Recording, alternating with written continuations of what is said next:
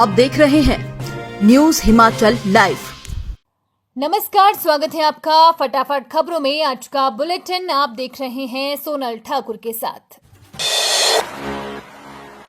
मुख्यमंत्री वारों को करेंगे सुजानपुर के राष्ट्रीय स्तरीय होली उत्सव का शुभारंभ। सुजानपुर में 12 से 15 मार्च तक आयोजित किए जा रहे राष्ट्रीय स्तरीय होली उत्सव 2025 के लिए सभी तैयारियां जोरों पर है। उपायुक्त एवं राष्ट्रीय स्तरीय होली उत्सव आयोजन समिति के अध्यक्ष अमरजीत सिंह ने बताया कि मुख्यमंत्री ठाकुर सुखविंदर सिंह सुक्खू 12 मार्च शाम को लगभग 4:30 बजे भव्य शोभा यात्रा और ऐतिहासिक मुरली मनोहर मंदिर में पूजा अर्चना के साथ राष्ट्रीय स्तरीय होली उत्सव का शुभारंभ करेंगे। वो चौगान में विभिन्न विभागों, बोर्ड निगमों, अन्य सार्वजनिक उपक्रमों, संस्थाओं और स्वयं सहायता समूह की प्रदर्शनियों का उद्घाटन भी करेंगे।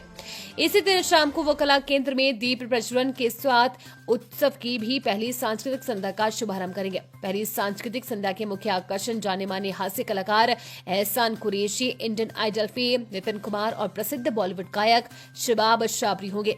उपायुक्त ने बताया कि उत्सव की पहली सांस्कृतिक संध्या रात 12 बजे तक होगी, जबकि अन्य 3 सांस्कृतिक संध्याएं रात 10 बजे तक होंगी।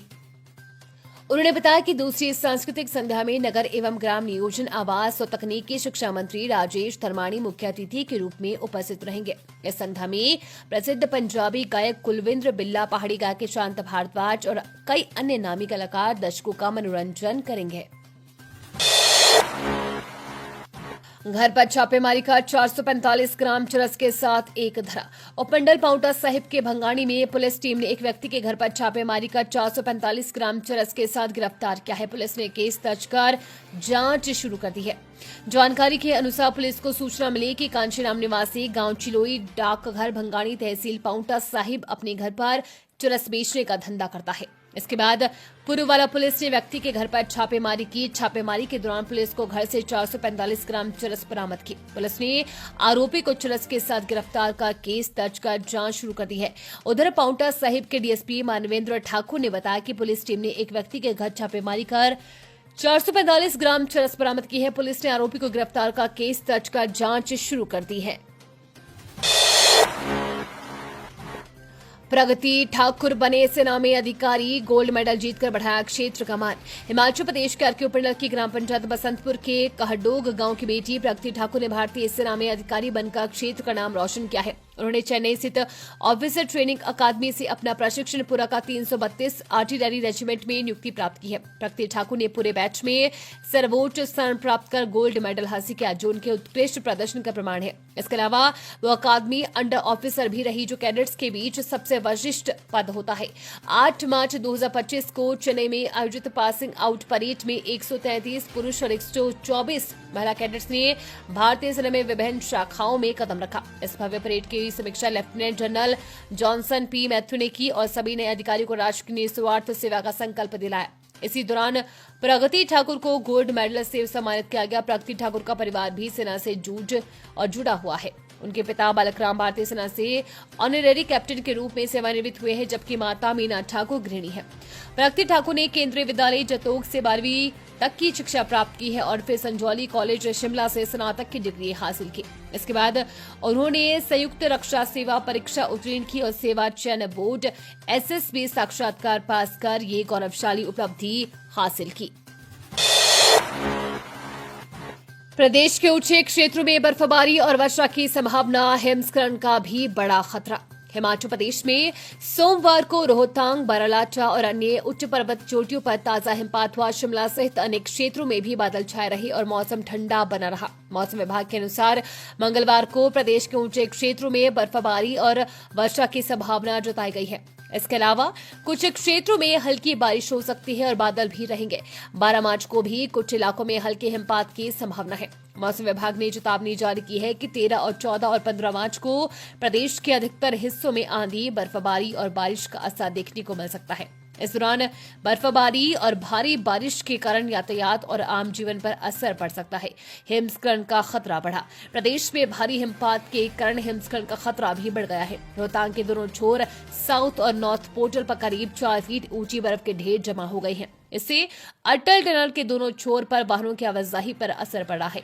सीमा सड़क संगठन ने फिलहाल एक तरफा यातायात बहाल किया है, लेकिन भारी बर्फबारी के कारण ये मार्ग अभी पूरी तरह से सुरक्षित नहीं है। पिछले शनिवार को भी इस मार्ग पर हिमस्खलन का खतरा बना हुआ था, जिससे यातायात रुकावट में आ गई। पिता ने छीना फोन तो बेटी ने उठाया खौफनाक कदम, आधी रात को ब्यास नदी में कूद कर दी जान। पिता ने देर रात तक मोबाइल का प्रयोग करने पर बेटी के हाथ से उसका मोबाइल छीन लिया तो बेटी ने विक्टोरिया पुल से ब्यास नदी में कूदकर अपनी जान दे दी। बेटी का शव पुल से 1.5 किलोमीटर नीचे राज्य आपदा प्रतिक्रिया दल यानी SDRF ने ढूंढ निकाला। शव नदी किनारे ही पड़ा था। ये गोहर के रहने वाले हैं। छात्रा के पिता केंद्र सरकार के विभाग में कार्यरत होने के कारण मंडी के समखेतर में किराए पर कमरा लेकर रहते हैं। बेटी भी उनके साथ रहती थी। वो निजी स्कूल में 11वीं कक्षा में नॉन मेडिकल का विषय पढ़ रही थी। आजकल परीक्षाएं चल रही है। रविवार रात को पिता ने देखा कि बेटी देर रात तक फोन इस्तेमाल कर रही है तो उन्होंने उससे मोबाइल छीन लिया और उसे डांटकर अपने कमरे चले गए। कुछ देर बाद जब वो उठे तो देखा कि बेटी के कमरे का दरवाजा खुला है और गेट भी। बेटी कमरे के अंदर नहीं थी।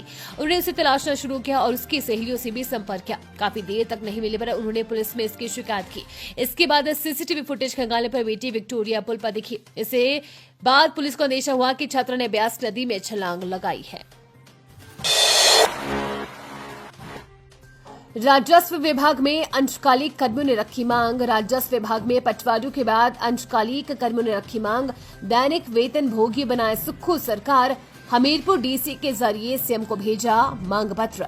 नमस्कार, मैं राजस्व अंशकालीन कर्मचारी संघ का जिला प्रधान प्रवीण कुमार शर्मा। हमने जो है आज उपायुक्त हमीरपुर जी के पास जो है एक ज्ञापन दिया है, जिसमें कि हमने महोदय को निवेदन किया है कि जो राजस्व अंशकालीन कर्मचारी जो है हमीरपुर में डिप्यूट हैं, उनको जो है दैनिक वेतनभोगी का दर्जा दे दिया जाए, क्योंकि सभी ने जो है अपना जो सरकार की अधिसूचना है कि 7 साल के बाद जो है अंशकालीन कर्मचारी से दैनिक वेतनभोगी में रूपांतरण होना है, तो उस 7 साल की बजाय उन्होंने अपना 7.5 साल का कार्यकाल पूरा कर लिया है।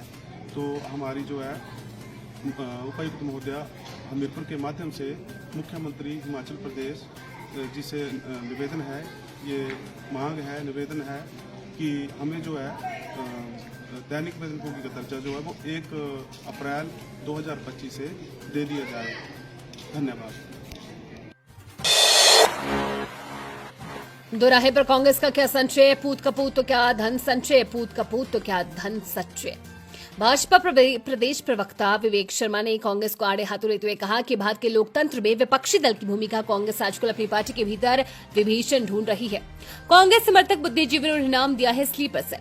प्रियंका जी राहुल जी के युग में कांग्रेस की राजनीति किसी रोमांच से कम नहीं है। निजी स्वार्थ से लबलब सत्ता सुख भोगने वाली कांग्रेस को भूलना नहीं चाहिए कि जो लोग उन्हें छोड़कर जा रहे थे या चले गए हैं, शायद वही कांग्रेस के असली वफादार थे।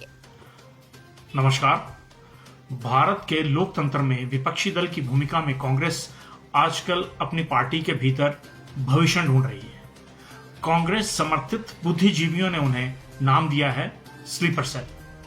राहुल प्रियंका जी के युग में कांग्रेस की राजनीतिक किसी रोमांच से कम नहीं है। निजी स्वार्थ से लबालब सत्ता सुख भोगने वाले कांग्रेसियों को भूलना नहीं चाहिए कि जो लोग उन्हें छोड़कर जा रहे हैं या चले गए हैं, शायद वही कांग्रेस के असली वफादार थे।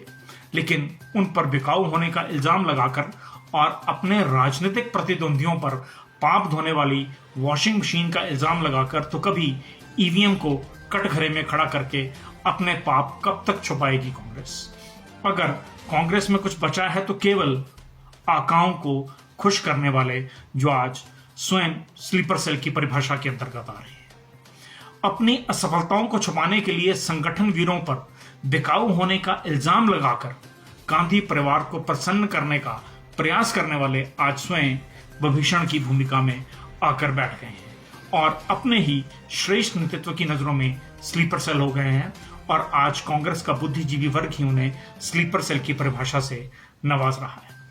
हिमाचल कांग्रेस की वर्तमान सरकार जिस तरह हठ, अहंकार और मित्रों की चाटुकारिता की विलासिता में दिख रही है, वो तो विभीषण से भी ज्यादा खतरनाक विलासिता है, क्योंकि स्लीपर सेल भी मेहनताना मांगता है, विलासिता नहीं। और यह सत्ता के नशे में चूर मुख्यमंत्री को नकारे कर गए हुए 6 विधायक और 3 निर्दलीय विधायकों को मुख्यमंत्री को अब वो चैंपियन दिख रहे हैं। और हकीकत यह है कि राजनीति में अब कार्यकर्ता नहीं, गुर्गे पैदा हो रहे हैं। कांग्रेस आज दो राहे पर खड़ी हो गई है, जिसे अपने ही कार्यकर्ताओं के लिए यह सोचना पड़ रहा है, पूत कपूत तो क्या धन संचय, पूत सपूत तो क्या धन संचय। व्यवहारिकता में राजनीति को यह एक संदेश और सबक है। विरोध करने वालों को सम्मान देना चाहिए, क्योंकि जो आपसे लड़ता है वही आपकी राजनीतिक विरोधियों से लड़ता है। बिकाऊ कभी भी राजनीतिक कार्यकर्ता नहीं हो सकता और ना ही किसी विचार का पोषक। आज राहुल गांधी को समझ आ रहा है कि गुजरात पहुंचते ही राहुल जी ने की जुबान पर दिल का दर्द शब्दों में परिवर्तित हो गया। स्वर्गीय अहमद पटेल जी की बेटी मुमताज पटेल जी ने राहुल गांधी की बात पर मोहर लगाकर इस बात को स्पष्ट किया है कि कांग्रेस के नेता बिकाऊ ही नहीं, भविष्य भी हैं। नमस्कार। न्यूज हिमाचल लाइव का ये फटाफट बुलेटिन आपको कैसा लगा, हमारे कमेंट बॉक्स में कमेंट करके जरूर बताएं। साथ ही पेज को फॉलो और सब्सक्राइब करना बिल्कुल ना भूलें। धन्यवाद।